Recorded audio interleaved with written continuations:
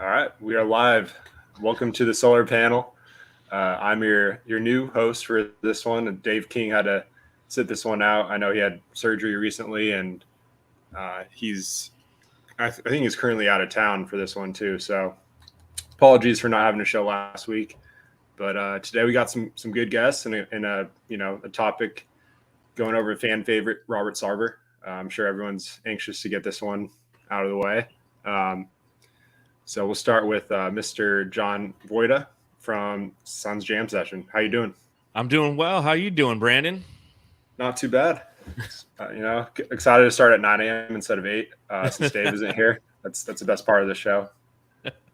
I agree. And then we got PLR from the Sports Cave. How you doing?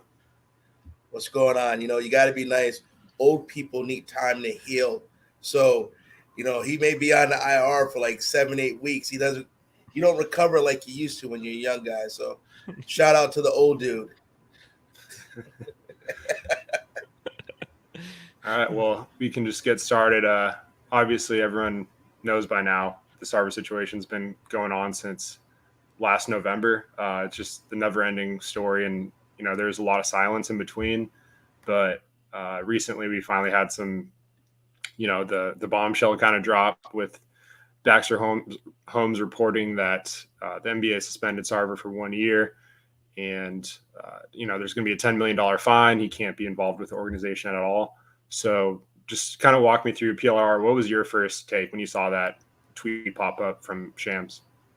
Okay, so I don't know if you remember, Zona, but when this first went down, you guys had me on, and I said he's going to get a slap on the wrist because there's no live video. It's completely different from the Clipper organization. And so, unfortunately, when you get a he said, she said, he said, she said, even though there may be a preponderance of the evidence that shows that he's guilty, owners are very reluctant. And you got to remember, Adam Silver is going to, he's going to take more of this heat, and owners can say they didn't really know. I don't buy that bullcrap whatsoever. But owners are really reluctant without a live gun to say we're going to remove an owner because they all have skeletons in the closet. There's no way you get that status without having skeletons. If they all start removing people without the gun sitting there loaded on camera, then it can happen to all of them. Look at what happened with Cuban. There was nothing on video. He got off light for what he allowed to happen in his organization. So honestly, it didn't surprise me that he got a year. What surprises me is him almost not just taking the bullet and saying, the NBA got me. I apologize. There's a lot of dumb things that I did in the past. Over the last 18 years, I've learned from them. I hope everyone just takes my sincere apology. Going forward, I will do what's right instead of now fighting it and making himself look more like an ass. So am I surprised? I guess that's the long answer. I'm not surprised that he fought. I'm not surprised that the NBA slapped him on the wrist. But I am surprised that there's starting to be so much backlash, which I'm happy for. I'm just surprised it happened so fast, especially from the people that it's coming from. So sorry for the long answer. No, that was great. How about you, John? I'm kind of with PLR. I wasn't surprised with the decision. Jalen Rose mentioned this yesterday, and I thought it was interesting. It was the timing of when this came out that kind of caught me off guard, right? I mean, we've been referencing this story that Baxter Holmes released for nearly a year now, and we've kind of asked throughout the entire offseason, like, when are we going to finally hear? Oh, results are coming.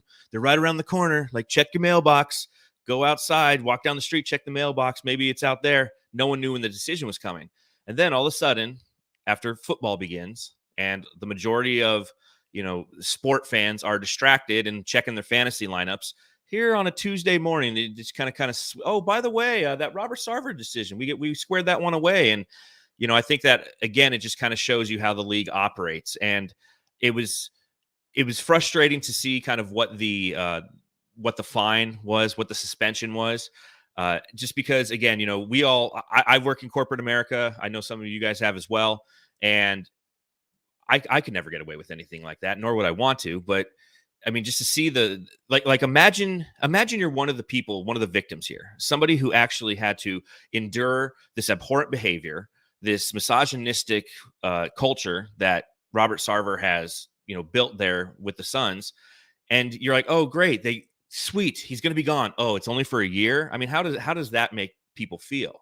And I think that, kind of to PLR's point, it's understandable from the NBA standpoint due to the fact that the owners are, people with that much money.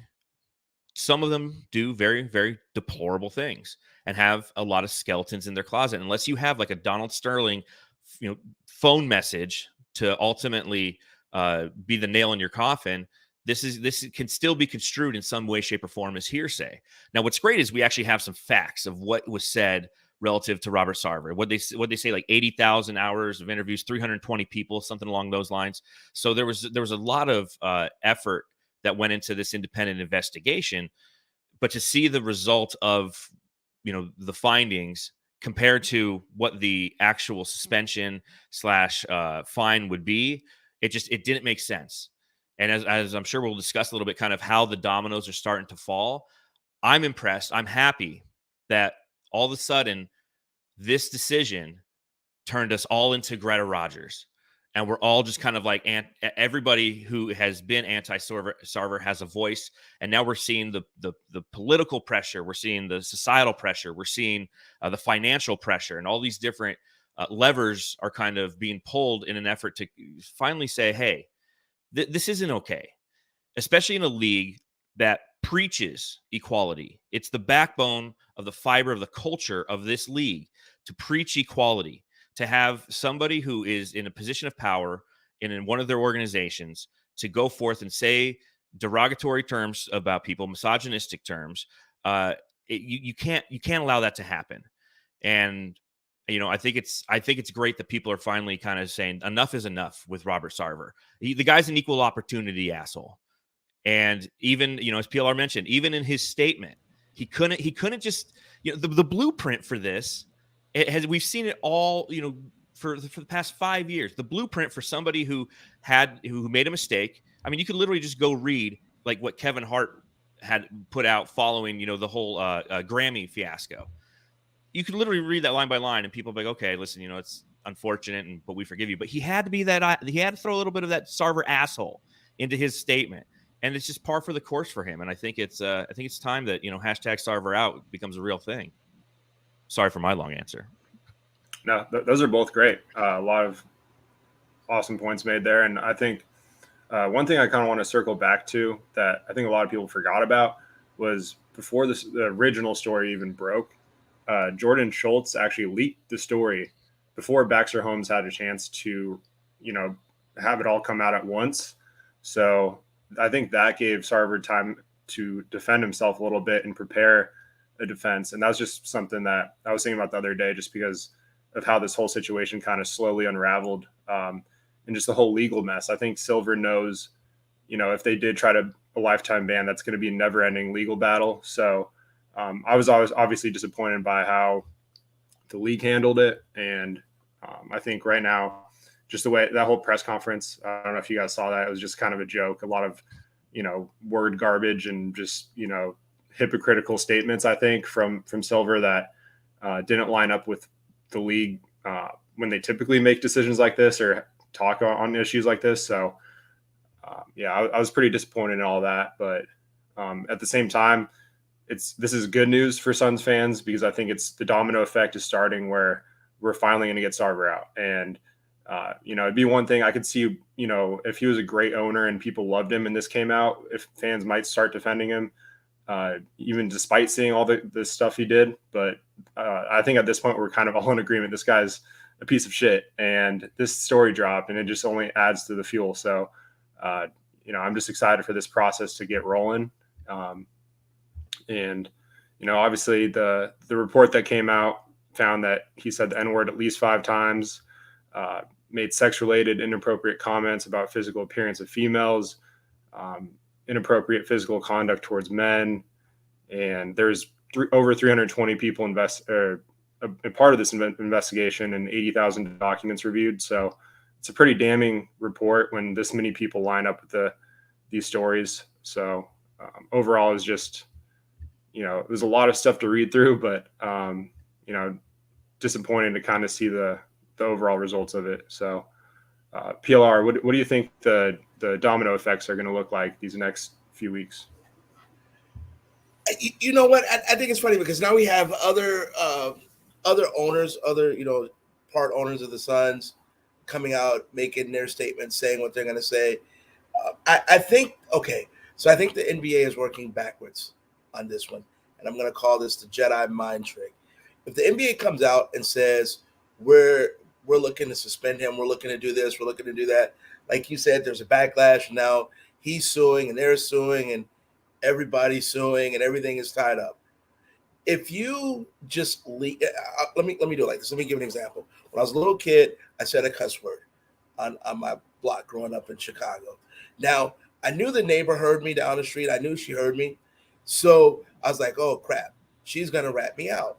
So when she saw my mom, she didn't just say, I heard him cursing. What she said was, oh, I didn't know that he knew those words. So by her saying it like that, that's where the backlash came. By the NBA doing it like this, they don't have to do it.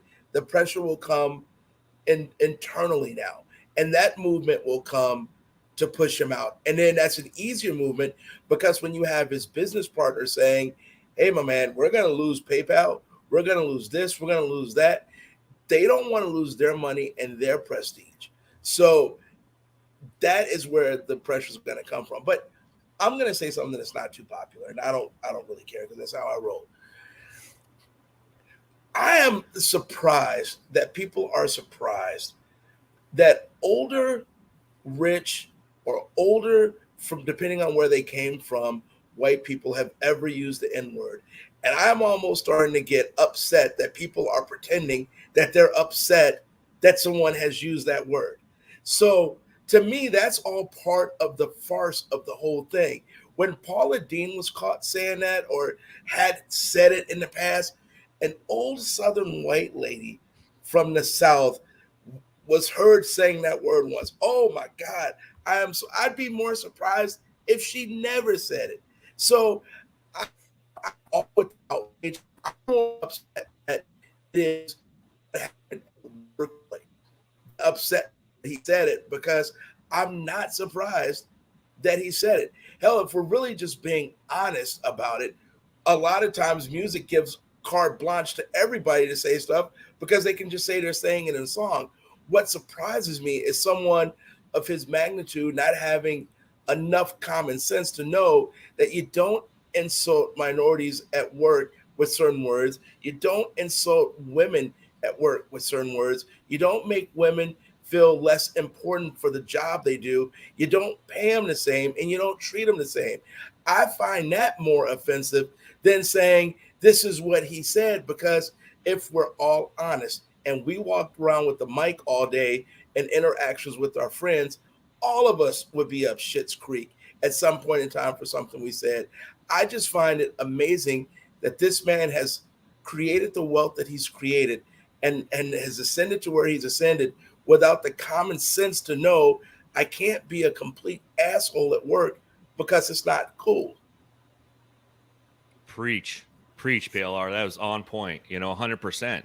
I completely agree. It's, the locker room mentality, right? Like everybody's been a part of a locker room mentality. And if, like you said, if they had a microphone in there, no one in this world would have a job, because people suck at times. But the fact that he is a leader in this position and he thinks that it's okay to carry on with this behavior. And again, that's why I call him an equal opportunity asshole. He does that to everybody.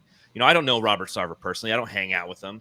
I have a couple friends who've been around him in different situations and have kind of fortified that he is exactly what this report came through. And the actions taken are definitely aligned with kind of who this guy just is as an individual. So yeah, no, I'm with you, PLR there. I think it's a great point. Yeah. John, I have someone that I know is very close with Sarver that goes on like family vacations with him and all this stuff. And he said, everything you've heard about Sarver is true. So when I heard that, and this was like last year. So I think this lines up with kind of who we knew he was this whole time. So I'm not in the category of being shocked at any of this stuff, just by being a Suns fan, kind of being around the organization pretty much my entire life. So it's just disappointing that he's been able to like string this along this far. So well, and it's interesting, how PLR brought up, kind of the way that the NBA handled it from almost a passive aggressive stance, which makes sense. It's business, and you have to kind of cover your own good, bad, or indifferent. It's just the way the world operates. I mean, we've all had to work in personal relationships, and you know the people you work with, and sometimes they don't carry their end of the weight. And when the corporate brass comes down, I'm not just going to be like, oh, well, they didn't do their job, but you have to kind of hold them accountable, and there's got to be strategic ways to do it. So again, I think that's a valid point as well. You can't just come right out and be like, he's out of here, because for all the different precedents that could set, things of that nature. But knowing that we live in a society where a lot of people have a voice now. I mean, we're on podcasts. I don't know if anybody cares what we say, but we have a voice. A lot of people have a voice. A lot of money, obviously, deals with the NBA. Knowing that the societal pressures, the economic pressures, and the political pressures, even with like the city of Phoenix making their statements, those are the kind of things that the NBA, I think, was kind of banking on, and kind of how Adam Silver, what you said, a lot of word garbage is true, but he was kind of setting everything up for those different levers to start to be pulled. Yeah. And the first lever was LeBron's tweet. I think that kind of opened the floodgates a little bit.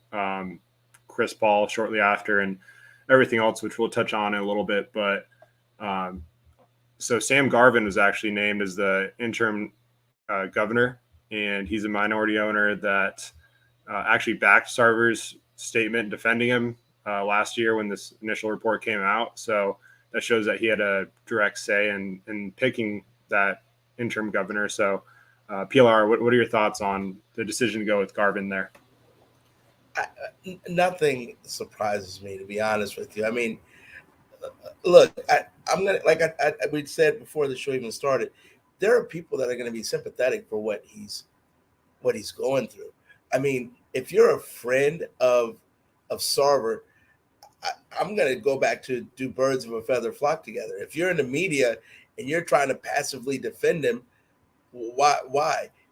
The one thing that I don't like, and I'll be honest, I'm going to answer this question first. If that's who he picks, that's who he picks. What honestly, what can we do about it? I bet you this though, with the magnifying glass is going to be on Garvin, I bet he walks the straightest, most narrow line there is, especially since he was a defender of Sarver. So it may be a good thing, it may be a bad thing. This is one of those things only time will tell, and see how much he's involved day to day. The one thing I would say is Garvin going to be a person that's going to have a face there? I mean, Sarver sat front row in that corner all the time. If you were a supporter of him, can you be a person that's visibly there as much without you now taking some heat saying, wait a second, why did he pick you? Weren't you one of his supporters? Weren't you on his side? Did you know about this? Were you hanging with him when he said this? Were you I mean, now he's on the hot seat. So let's find out what's going on. Yeah, I don't know if we'll see him courtside at all, because the fans alone will, the ones who are educated enough to know exactly who he is will probably give him the business. And the appointing of Sam Garvin, obviously it's one of Sarver's cronies, right? And Dave King wrote a great piece for Brightside this week, kind of talking about how in this situation, Sarver has a hand in picking it, and his he can justify it going to the NBA and saying, hey, like, when I'm back in a year, like, I want to make sure that the boat hasn't been rocked a ton and somebody doesn't come in and just guts my organization in the year that I'm gone. So it makes sense. When I heard the name Sam Garvin, I'm like, okay, that's exactly who I thought it was going to be. It's the minority owner who's a vice chairman who is in bed with Sarver, right? He just, like you said, walks a straight line with him. What I think about more when it comes to Sam Garvin being now in charge is like, what decisions are actually going to be made in this next year? Are the Phoenix Suns, as from a roster standpoint, now handicapped because he doesn't want to make any big decisions, because he's looking at it as like, hey, I just got to get it back to Sarver. So, when trade deadline comes around and maybe James Jones wants to move a Jay Crowder contract or something like that, that he's not going to support that decision because he doesn't know, he doesn't want to rock the boat? Or does he just reach out to Bobby Sarver and be like, hey, what do you think of this? I mean, let's be honest. Every time an owner, I don't care what he gets in, this happened with Irsay and the Colts. Let's just be honest. I mean, we're all adults here. There is no way in hell that a guy who runs an organization is going to be suspended by the guy that he is one of the owners who he hired. Because let's always remember, the commissioner works for the owners. The owners don't work for the commissioner. So we're honestly supposed to believe every time we hear, oh, they're suspended, they can't, that these things don't work. That there's not a call made saying, hey, just wondering if you were still around, is this something you would do? And how are the kids, by the way? Yeah. Let's be honest. I don't care if it's Garvin. I don't care who it is. Owners are never suspended in my eye. The only people that are ever truly suspended are players, because they are truly the workers, the decision makers. If I did something really stupid or said something really stupid, and the sports cave took a hit for it, and I suspend myself, are the people that report to me going to say, well, better not ask him, he suspended himself? No, they're going to text me and ask me, and I'm just going to now be behind the scenes. So everyone in Phoenix and everyone around the place saying, well, he's gone for a year. Oh, okay. He's gone and not doing anything for the year. But that part I find funny whenever I hear that. He'll be involved in the trades. He'll be involved in the contracts. He just won't be as outwardly involved as he would have. If we're really being honest, he hasn't been in the past year outwardly involved. So it probably won't be any different than it is now. That's a good unless point. He's forced out. Yeah, I think his involvement's kind of lessened. And as he's trusted James Jones and Monty these last couple of years, it seems like, at least from the outside, that his involvement's kind of been at an all-time low, which probably is more than most owners on its own. But I think PLR's point is on point, because it's pretty obvious that he'll find a way to stay in communication. It's just going to be more calculated and under the radar. I think you can't really enforce some of these rules that they threw in there. Like, how is the NBA going to enforce that unless they have someone like tailing him 24/7? So, tapping into his phones, going, crazy. But I just don't see, that's the one thing with Garvin taking over. I think that was kind of an obvious fit based off him backing him. And I'm a little bit concerned though, if the domino effect doesn't continue to pressure him out, that this is just kind of a 1 year thing where in Sarver's mind, he's like, oh, 1 year from now, everyone's going to forget about it. I can just step back into my role, no damage done. He doesn't seem too apologetic. So I think in order for this to actually happen, there has to be more than, and there's already been like some, sponsor threats, City of Phoenix, NBA players, but it has to continue to snowball into something larger than this. So that's the hope right now.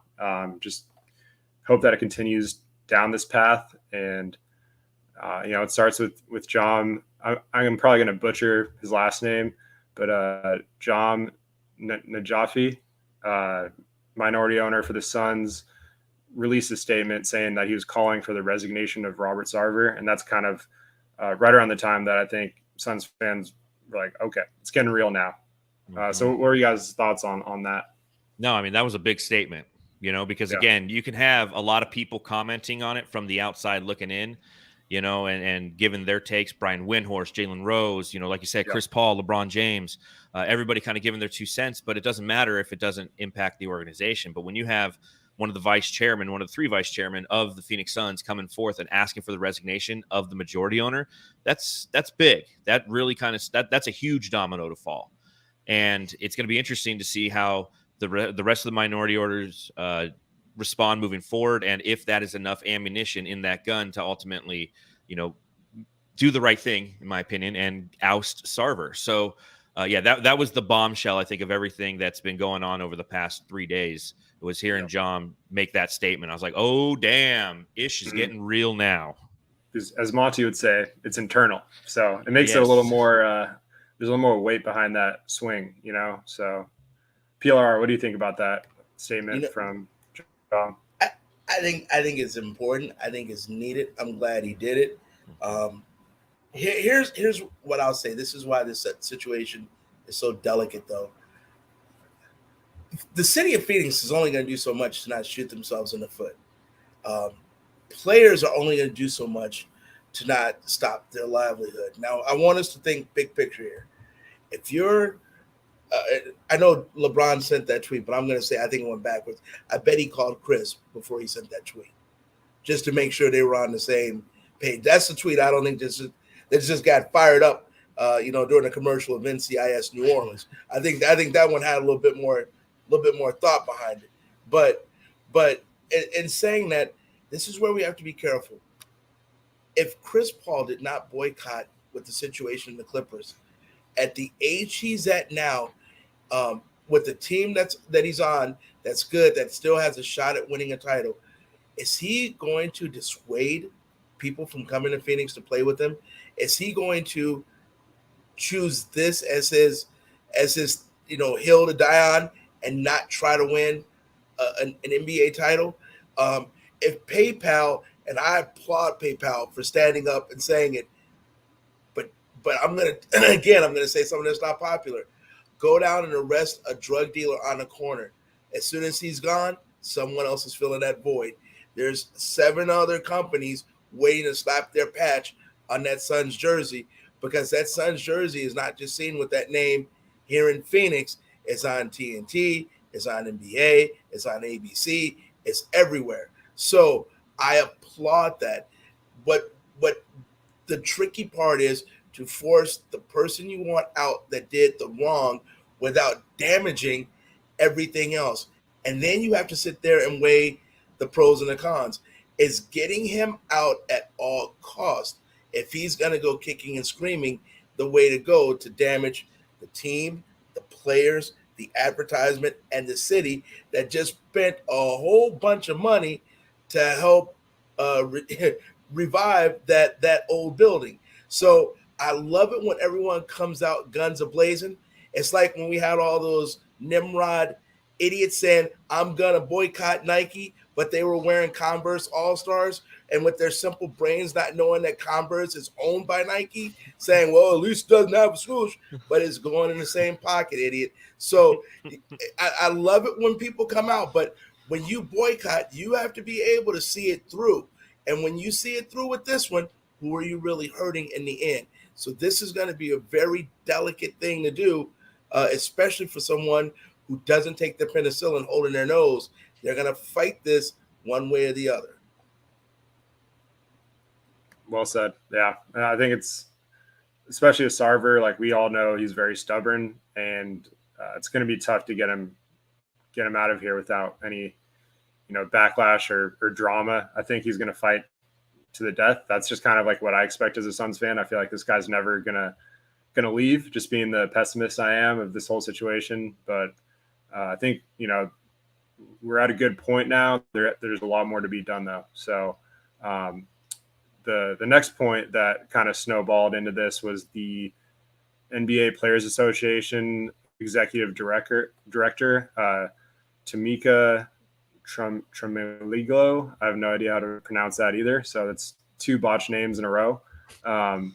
She spoke out on behalf of the NBA players, saying we are absolutely calling for a lifetime ban on Robert Sarver. And I thought that was pretty, to speak on behalf of the players as in her position, that's definitely a step towards the right direction. We're going to see if that translates to players sitting out preseason games or maybe training camp or something along those lines. We could talk about that a little bit later, but John, what are your thoughts on that? I don't know if you saw that, but oh yeah, and it was powerful. I mean, again, yeah. It was they asked her again, like, so are you speaking in part of all the players? Like, I'm just making sure I'm making this a very defined question. She's like, yeah. So yeah, I'm speaking on we all want a lifetime ban of Robert Sarver. So again, to PLR's point, it's going to be a delicate situation, but you're seeing all these little things fall, and that's another big one right there. And once I heard that, I went, kind of down that rabbit hole of like, are we going to see players sitting out? Are we going to see people, truly following up and following through with the words that they're putting out there. So it's going to be interesting to monitor with training camp starting here in next week, in the next 10 days, they're going to be training camp, preseason starting. And knowing that, teams, the worst thing of all of this is it gives the Phoenix Suns organization such a black eye, because the team under the tutelage and leadership of James Jones with Monty Williams at the helm has done such a great job over the past 4 or 5 years of really resetting the culture here in Phoenix, of one that players want to come play here. We are a destination once again. And then obviously when the news broke last year, everyone was kind of like, okay, locally, we knew that he was kind of a dirtbag. Even globally, people kind of knew that if you're tuned into basketball, you knew he was kind of a dirtbag. But now the average person is talking about this situation.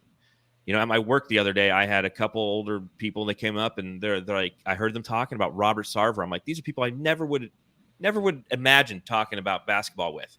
And I sat and had a conversation with them for about 5 minutes. It's like, we're really hitting this next level of societal pressure. And, the NBA PA is just another domino in the stack that's starting to fall. Yeah. PLR, what was your take on that player association comment? Again, navigating one.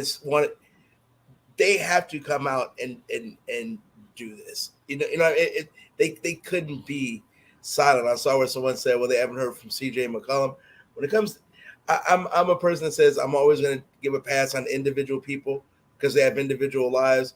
Dude could be in Spain with his family. Who knows, right? But they have to come out very strong with this. That's honestly their job. Again, the NBA Players Association, they're going to come out strong, but are they going to dissuade a player that say is offered a max deal from coming to Phoenix? That's what's next when that happens? I doubt it, because what are they going to say? Oh, don't take max money. I'm in this weird spot with this. Even with Najafi, I'm in a weird spot. I mean, his company bailed out Paula Dean when she was headed south, for her transgressions. Everyone in life, especially when it comes to this much money in sports and anything and TV and networks and city. And I love it when people say, well, I do sports, leave politics out of it. Politics are all wound in. And at the end of the day, everyone's going to do what's best serves their interest. Right now, it makes sense for the players union to poke holes at everything. No one is saying Sarver's a good dude. No one is saying that whatsoever. No one is saying they would be happy to see him out. Hell, most people wanted him out before any of this happened, and it had nothing to do with his asshole behavior. It had to do with the fact that he ran a great organization in the ground until he finally decided, let me hire someone that knows what they're doing and maybe go sit in this corner and play with my Legos. Until that happened, most people wanted him out of town anyway. All this did was add that extra layer on to saying, we knew dude was a jerk. Now he's proved he's a jerk, and now we want him out. And that's why I think whoever is his PR guy, they did it the wrong way. I think, honestly, Phoenix has a problem with PR dudes, because I saw Kyler Murray screw the pooch in a press conference before the season. And now this guy, no one knows how to just say, my bad, I'm sorry. I know this country gives second chances, and I'm begging for one, because I've been around enough people to tell me I'm wrong, to know that if I have these voices telling me that I'm wrong.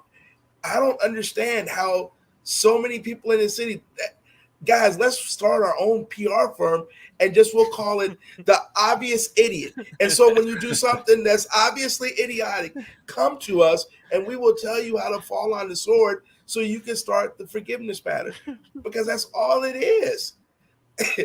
So I don't get it. Sounds like a great business plan. There's our $1 million idea right there. Because we need it. We need it here in Phoenix, man. We can't get anything right in the presser. That's great. Oh man, yeah. Blaze Megatron in the chat asked if has anyone talked to Greta about this. I'm gonna pull some strings, talk to my people, see if we can get Greta on the show. But yeah, no, I think I was both just you make watching her great press points. conference yesterday, that old press conference from like, what was it, Yeah. 2018, 19. It was fantastic. God bless you, Greta. She's a gem. Yeah, I think you both made great points there. I think to John's point, just talking about how we finally, like, it seems like the Suns culture is finally to like a respectable point before that report first came out last year. You know, not just on the court, but just like all the off the court stuff. It seems like, you know, okay, we're finally reputable. You know, people want to come here. And then this kind of just sets it back. But, you know, the good news is if the situation is resolved quickly and Sarver's outed and, you know, they bring in an owner and, you know, get good publicity over here, then I think that's going to shift right back around to, you know, with Monty and James Jones in charge and Booker as the face of the franchise. Like, it's a quick fix. They just got to get it done. And that's the bottom line. I think obviously there's, you know, how they've treated employees. That's just a cultural thing that they're going to have to fix internally too. So that's something that we haven't really even touched on, but I thought it was kind of not funny, but like funny that one of the former Suns employees that was a part of the investigation the day before that report came out tweeted like adding the NBA saying, "Hey, do you remember this report? Like, are you guys going to do anything about this?" And then the next day that the story dropped. So that was wild. Well, the great thing, though, is Robert Sarver, as a part of this suspension and fine, has to complete a program focused on respect and appropriate workplace conduct. So everything will be fixed because he goes to that, because we've all gone to those kind of things, and, you know, those work every time. Yeah, bulletproof. Yeah. He gets a PowerPoint presentation. It's going to be really tough on him. So the next point I wanted to just kind of, you know, I think this is like the final domino that will lead to, you know, possibly more pressure. We talked about it a little bit, but just the statement from PayPal, essentially saying they're not going to renew the sponsorship should Sarver remain involved with the Suns organization. You know, they paid $3 million last season, so that's a good chunk of money. You know, I think if it's more than just PayPal, obviously Kia came out and pretty much, you know, said they supported Sarver, so that wasn't, you know, sometimes it's better to shut up than to release a statement. That's, you know, PLR's firm, you know, the obvious idiot could have taken care of that for you. But I think, you know, if there's a ripple effect and we get multiple sponsors coming out saying, you know, we're done here, if Sarver's still in charge, that's really what the final nail in the coffin could be, along with the players. So what was your thoughts on that, PLR, just seeing the PayPal statement? It honestly, it didn't move me. Because the amount of money, like I said, that they are willing to pull out, I guarantee you there's someone else here that's willing to do that exact same amount. Or you know what? They may even get the cut rate Sarver budget discount. Right now, you can sponsor the Suns for the Sarver's an asshole rate of 50% less than what PayPal did. I mean, it's out there, and it's just a matter of that. I appreciate PayPal. I'm glad they did what they did. A lot of times companies do what's good for them for the internal part of their company. And so we got to say it like that. PayPal does a lot of things in terms, we all know, with credit cards, with other things. Well, if they have a very diverse work place, for them, their own employees may be leaning on them to do something like that. If Kia, on the other hand, if most of their stuff is manufacturing and car sales and stuff like that, well, what is their demographic? And will their demographic be moved one way or the other if they don't? What if it's not as diverse? Maybe they don't have that same pressure. So for them, sticking in doesn't really matter. And that's why I think it makes a difference, but it doesn't make a difference. What PayPal did was great, but again, there's a level of grandstanding, and I'll tell you what, and I'm hearing that not just from them. If you listen to local radio, you're hearing people say things, and you know that they're with Sarver without saying they're with Sarver. I mean, they'll come out and say, "Well, I'm obviously not going to agree with someone who says something racist." Well, of course you're not, you idiot, because you'd be off the air in 2 seconds. I also hate when they go to the obvious, well, I talked to 2 players and they name them, and of course they're the black players that didn't hear a word. Well, did you talk to Earl Watson? Did you talk to the black people that heard something? Did you talk to the ladies that heard something? Or did you go to the ladies that didn't, that you know? And did you go to the safe black again, I'll get in trouble for saying that, to the safe black people that you know. Yeah, so you're really protecting them by saying that. And so PayPal, long way around that, did the same thing. They just protected their interests. And I don't blame them for that. Kia, shoot, we don't give a crap. Our cars are manufactured in Tennessee, man. In Tennessee, I don't give a crap about what's going on in Arizona. We're going to keep this money going. We're going to keep pushing out these Kia Souls that sell off the rack to street racers down in Tucson. Keep it moving. Well, I think what Kia did is they just announced that, excuse me, that they want to be the next patch on the Suns jersey. That's all they were doing. They're getting ahead of the game. You know, I mean, it's all, you know, again, 4D chess. Yeah, exactly. They're playing 4D chess there. Oh, PayPal just pulled out, or they're threatening to pull out. Sweet. Yeah, we're with the Suns. We would love to be on a jersey. That's what they're doing. Yeah, and you know what their statement will say? It'll say we support the Phoenix Suns and all that they do for the organization and for the city and everything they do in the community. Although we do not agree with what Robert Sarver say, we find it disingenuous to punish those that could benefit for everything we could do by remaining a sponsor of the Phoenix Suns. And that's exactly how it would be written by the PR firm. And you know, that's obvious idiots right there. That's the right answer. Just write that down and give that to people. I think you're onto something. PLR. I'm gonna look into that domain name. Try to see what the price is. Get that LLC quick. It's true though. I mean, seeing PayPal do what they did, you know, I'm with PLR. I applaud them for doing that because again, it adds some financial pressure. Minority owners can use that as fuel to the fire if they want to say, hey, well, now he's potentially going to cost us money too, which is the number one thing. Money talks. Will Sarver walk because of the money?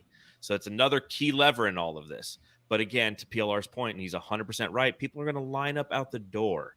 You know, sponsors will line up out the door to get on a jersey. And there's so many companies that are willing to do that. And if they just use the obvious idiots, you know, form that PLR just gave them, they're covered. So why wouldn't they? You know, so again, kudos to PayPal for doing that. But ultimately, at the end of the day, unless it truly puts pressure on the minority owners and they can use that as fuel to their fire relative to Robert Sarver and getting him ousted, it ultimately doesn't mean anything. 100%. And I think to your point, it's just, you know, this next month is crucial because if, you know, the longer this goes on, I think the worse. The longer he could just kind of, that mindset I said before of just, you know, time heals everything. People will forget, you know, I'm just going to stay under the radar and just come back and take my role. So I think the pressure needs to be ramped up quite a bit for this to really move the needle. And that starts with the sponsors and the players as well. So, you know, I think we can get into, I'm just going to skip ahead to like, just ask this question since we're already kind of on that topic, but do you guys think, we'll do true or false here. Will any players on the Suns boycott training camp or preseason games if Sarver doesn't step down? True or false? We'll start with PLR here. I'm going to say no, hell no, and they shouldn't. Why should they impact their careers and their pockets? I'll state the obvious. Here, I'm the black dude on the panel, and it gets old as the person. If you're the person affected by something, why should you always champion a change? And so I've always believed that, and that goes back to me growing up in Chicago and talking to my relatives that grew up in the South. Why is it that the person that's offended have to be the person to smooth over for the person that did the offending? So why do the players have to take that career hit that oh, I can't believe they played? Well, why not? The punishment goes to the person that did wrong, not to it's not on the person that got wrong to try to fix the problem. So I hope they don't boycott. I hope they go after their title. Let's say they boycott, and 2 years from now, Sarver's put back in. He's going to own the Suns for years. And even if he's kicked out, he's going to financially gain from being a jerk. They're going to lose a year or time off their career, which is only a limited time. So I hope the hell they don't boycott for themselves. I hope they stay selfish with that and ignore any pressure that would come their way. Yeah, I'm going to say false as well. I don't think that they're going to sit out. I think that, PLR hit all the great points that I was going to hit. I was going to say it's, in the long term, it doesn't make sense for them because, again, if you're one of those people who tries to stand up and truly try to affect change, and you think that's the best way to do it, when Sarver's back next year, you're going to be in Memphis or you're going to be, he's going to send you to Minnesota or something because he's watching and he's taking notes. So I don't think that that's the most effective way to create change in this situation. Yeah, I'm with you guys. And I don't think it would ever be like just 2 or 3 players that would do it. It would have to be the whole team that does it as one.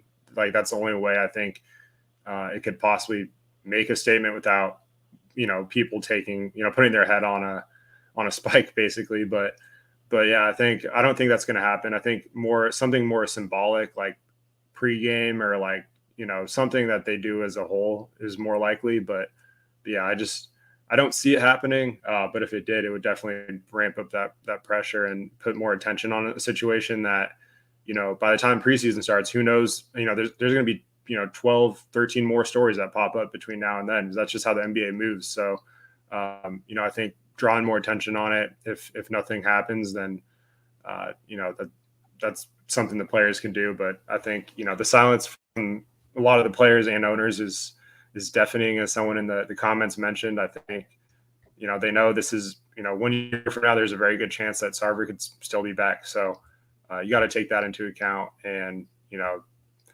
it's unfortunate, but it's just the reality. Mm-hmm. All right. And the next true or false question. So, going a little off topic now. We'll talk about Dennis Schroeder since he just signed with the Lakers. Thank God. So tired of talking about Sarver. Let's talk basketball, baby. Dennis Schroeder, there's a report that he chose the Lakers over the Suns and the Raptors, I believe. So what are you guys' thoughts, first off, just on that signing, second on the Suns showing interest, assuming that report is true? Well, I'm glad that our name was linked to him because I was hoping that they were looking into him. Ultimately is his choice. Dennis Schroeder is just one of those weird stories, right? Kind of a notorious bad locker room guy, somebody who bet on himself after his last run with the Lakers and was looking to go forth. And I forget what the Lakers offered him, but it was a nice contract. I think it was upwards of $80 million, somewhere up there, 4 years, $80 million, somewhere right in there. And he turned it down thinking he could get more. And then ultimately he ended up in Boston on a vet minimum and didn't work out there. They actually got rid of him. They started to win games and play great defense. And, he ended up in Houston. So while Dennis Schroeder's been one of those names that a lot of Suns fans have really been kind of attached to this offseason, making arguments such as, he played with Chris Paul in OKC. I think he'd be a great addition. I think we need to Dennis Schroeder not being a part of this team, I'm okay with. The fact that he's in LA just makes me kind of laugh a little bit because it's just kind of typical LA stuff. They like all these veteran minimums. They think that, if we bring in these vets, everything's going to work out great. We watched that last season just crumble to the ground, and I'm okay with that. So go back to LA. I love rooting against you, Dennis Schroeder. And again, I think that I want campaign to be successful, and bringing in Dennis Schroeder is an opportunity to kind of negate that and potentially put some pressure on campaign. But I'd rather kind of stick with the roster we have than bring in Dennis Schroeder. And I think I'm in the minority when I have that kind of statement because a lot of people really wanted Schroeder here. But I've never really, there's something about the guy. I hear the locker room stories, and the last thing you need is to break up the organic chemistry that this Phoenix Suns team has by bringing somebody in who ultimately wants to put his best interest ahead of the team. And that's what he tries to do and has done in the past, where he's like, listen, I'm trying to get mine so I can get that big contract that I fucked up and I didn't get when I was leaving LA last time. So have fun hanging out with Pat Bev over there in LA, buddy. PLR. Does this mean that Abdul Nader's coming back? Oh God, no. I'm just kidding. Too soon. Too soon. All right. Well, honestly, I wasn't in the I want Dennis Schroeder here camp. Honestly, I just didn't think it would fit. I haven't heard the locker room stuff as much. I just don't think it'll fit with what they're doing here. I think the Suns need to make a move. If they're going to make a move, it has to be a move. I don't think Dennis Schroeder is what's standing between them and holding up a trophy. And so if you're going to pick up a person just to have a backup, I don't think you upset the apple cart to do it. And yeah, he did screw himself out of a whole lot of money, which you'll never see again. And he went back to the Lakers on the Lakers reunion revenge tour. That's going to be coming to a city near you. If you've played for them in the last 3 years, call them. They'll take you back. And so I just look. Every time I see the Lakers, I giggle a little bit because this team isn't put together to win. It's not a winning roster. Everything they're doing is obviously saying they're trying to find a sucker to get them from under the Westbrook contract. And what I love about the NBA is they're not taking it. They're not doing it. For so many years, the NBA did everything in its power to help LeBron win titles. And I think the NBA is seeing now, as great as he is, as great of a player as he was throughout his career and one of the top, 5 players of all time, there's a shift in the league now. And we're more watching the Lakers play because of their name and because the NBA still thinks we're that much into it outside the LA market. But when you look at things, young kids are wearing Morant jerseys and Steph jerseys, and they're starting in, what's my man in Minnesota who just got in trouble for what he said, Anthony Edwards. The young people are shifting. And as they shift, I think the NBA is in that position where they're trying to balance, how do we keep the Lakers, who aren't good, relevant with one of the greatest players, while at the same time promoting all these young guys who the young people actually want to see. So by him going back, whatever, I could care less. They could bring in, Dennis Edwards, the old lead singer of the Temptations. At this point, he'd probably help him more than Dennis Schroeder. So good for him. Get your money, play ball. We'll see you when we kick your ass again when you come to Phoenix. Yeah, I totally agree. No real interest in Schroeder for the Suns. I think it was just interesting they were noted in that group.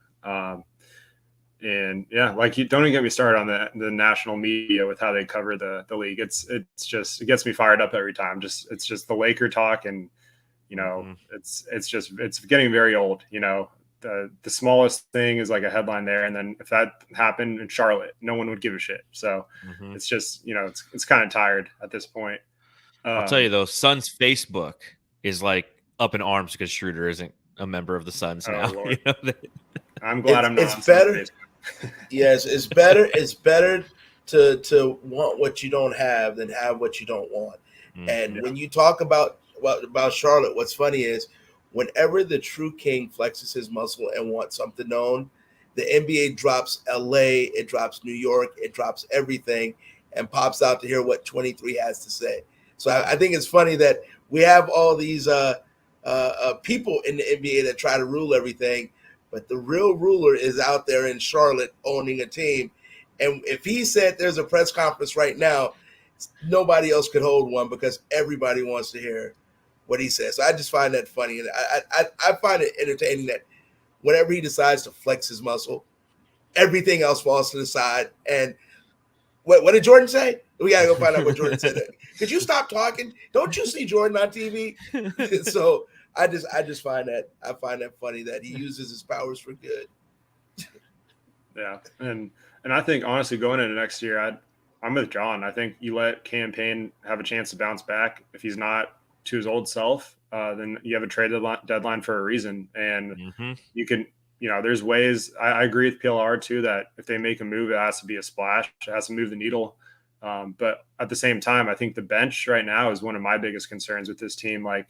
There's some specific issues that they haven't addressed. That they need more creation. They need someone that you can get the ball to this guy and he can get you a bucket. You need someone more athletic that can get to the rim. And I think just some size on some forwards with size. That's the other thing is so there's definitely some areas they can improve on the edges, but are those things going to move the needle? I don't know.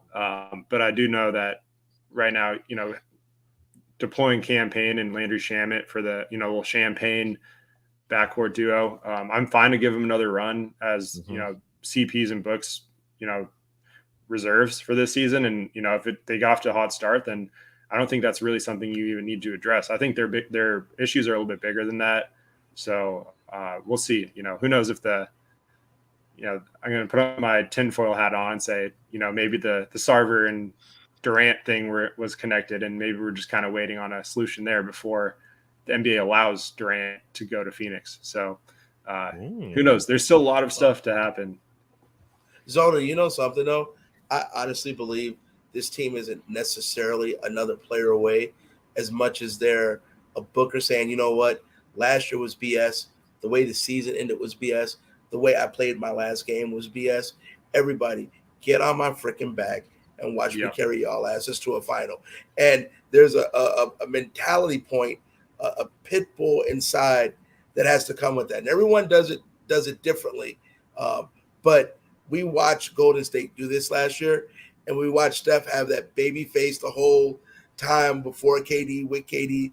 But the real Steph came out like, get on my back and watch what I do, and watch how I led us to a title with KD, without KD, watch me do it again. We watched certain guys do it quietly, like a Tim Duncan. I don't have to say anything, just ride me. We watched Kobe Bryant do it very loudly, say, beep everybody. Watch me do this. Y'all either with me or you're against me. Let's roll. I think Booker's personality is more, let's do this. And I think you have to have that, take FM radio and reverse those two letters. He has to let that inner in him come out more. And I think that would do more for this team winning than going out finding, a backup point guard that even Houston didn't want. Yeah. 100%. He's got the mentality. He's got that, they always talk about the Mamba mentality.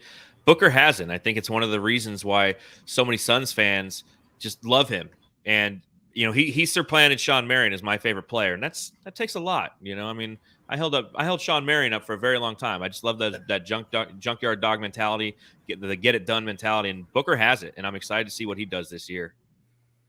Yeah. And I think I 100% agree with PLR as well, that Booker's leap is really what it all depends on. I think, Dave King had a series on Brightside where we kind of talked about the leaps of each player, which one's most important. And I think we talked about it on one of the previous episodes, and my answer was Booker 100% has to get into that top 5 status, top 10, or even top 7, where it's like, on a day in, day out basis, this guy's going to carry you. And there's moments where, he doesn't, and that's fine. He's still young. He's still learning. It's his second playoff run, and he's dealing with a hamstring injury. So I think at the end of the day, it's just last season, everyone called it the revenge tour. I don't think it was a revenge tour. I think they lost in the finals and they thought they wanted to get back. They weren't embarrassed. This playoff run, they were embarrassed. And so I'm more excited to see how they respond to that. I think they'll probably treat the season like a marathon. They're not going to worry too much about wins and losses throughout the regular season as much as they did last year. But I think when the playoffs come, that's when the revenge tour really starts. And that's when I think, Booker has a chance to really cement his legacy. So that's what I'm looking forward to the most. Yeah, it'll be interesting. I mean, the regular season doesn't mean anything anymore, right? We got to get to the playoffs, and we have to perform in the playoffs now. So it's like you look at the depth of the team. It's important because obviously that's what allows you to garner wins throughout a long regular season. But, the bench and we have to have that key kind of 8 to 9 players. So when the playoffs come around, we can truly execute that revenge tour. Yep, 100%. All right, we'll close it out with this last true or false to just kind of keep it on topic with the original topic was true or false. Robert Sarver will be back for the 23-24 season. Start with PLR on this one. Here's what's crazy. I say false, but I think he'll be back the year after. I think he'll be reinstated, but I think he'll lay in the background. I think the amount of pressure it takes to force an owner out comes not just from internal, but the other owners have to say it. Without that smoking gun, I think the other owners are very reluctant to step up and say anything. And because of that, and we know his want to fight, I think someone may pull his coat, and somewhere he may hire us as his PR agency, and he'll fall on that sword before it's all said and done. and then he'll kind of sit out a year, and then after next year he'll come to a game, and then maybe another game, and then I also think it also depends on what the Suns do. If the Suns are successful, I think that gives him some other rights. Now, guys, I'm going to tell you something. Rich people have money, right? That's why they're billionaires. They have money. What an NBA owner, an NFL owner, an MLB owner, they all have in common is there's very few of them. So that's where the ego part comes in, because even if you reward him with money to get out, that prestige that there's only 30 of them in this world are there. That's hard to give up when you're that successful, and the money doesn't mean as much as the ego and the prestige. And if he goes out like this, he's going to go out, with money, but his ego's gone, it's taken a hit, his prestige is gone, and he's known as a racist woman hater. I don't think any billionaire is going to want to do that, because now he can't go eat at the upper restaurants in Scottsdale without someone giving him a side eye. I think he fights this through. I think he falls on the sword eventually, and I think he's back not next year, but the year after. I'll just say false because it's what I want. I don't know if it'll actually be true or not, but much akin to a lot of the listeners of the solar panel, we all want him gone. So I'll just say false. He's not a part of this organization next year. It's going to take a lot. He will go kicking and screaming. Unfortunately, it's Robert Sarver. It's going to take a lot, and hopefully it doesn't. He doesn't take the organization down with him. He doesn't, impose such just destructive force on his way out. But I'm going to say false just because it's what I want. I feel that. I'm going to go with true just because I'm trying to pull the reverse jinx here. I think, and just being a Suns fan, like, I think we all kind of know, maybe this is just me, but I think you guys can all relate. It's just like, I expect the worst, and usually it happens with the Suns. So I'm just going to say true. I think he'll be back. I don't think anything is going to change other than he's going to be under the radar for a year. Hope I'm wrong, but that's kind of my take on it. Unless things really change in the next couple months, I think he'll be back. That's just my gut feeling. Hope I'm wrong. Me too. All right, and we'll wrap it up. Thanks, guys, for jumping on. We'll be back with Dave next week, and appreciate you guys coming on. PLR, let us know where we can find you. You can get me just about everywhere lately. At the Sports Cave on the Twitter. Follow me directly on the Twitter at PLR on Sports. Sports Cave is with the K. We're on Twitter, Instagram, and Facebook. The Cave Show is the show.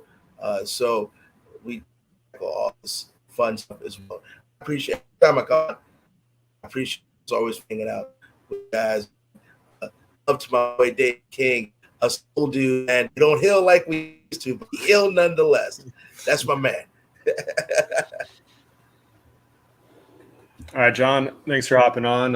Let everyone know where they can find you as well. No, of course. Again, thanks for having me, Dave. Get better. We need you, buddy. Give some high fives. You can read my writing at brightsideofthesun.com. You can follow me on Twitter at Darth Voita. And, of course, check out the podcast, Suns Jam Session Pod. We go live every Wednesday night, and then once the season begins, we're live after every game. So you can follow that show at Suns Jam on Instagram, Twitter, TikTok. I don't know why, but we're there. But, you can follow us in all those places. Hey, TikTok's the future for marketing, man. Once we get a PLR's PR firm going, we're going to need to recruit on there. So that's where we're advertised. Obvious idiot. Just got to do this one time for Dave, in honor of Dave. Stop me. There we go. Just had to throw that in there. But yeah, thanks everyone in the chat for being active and listening. We'll see you guys next Saturday. Signing out.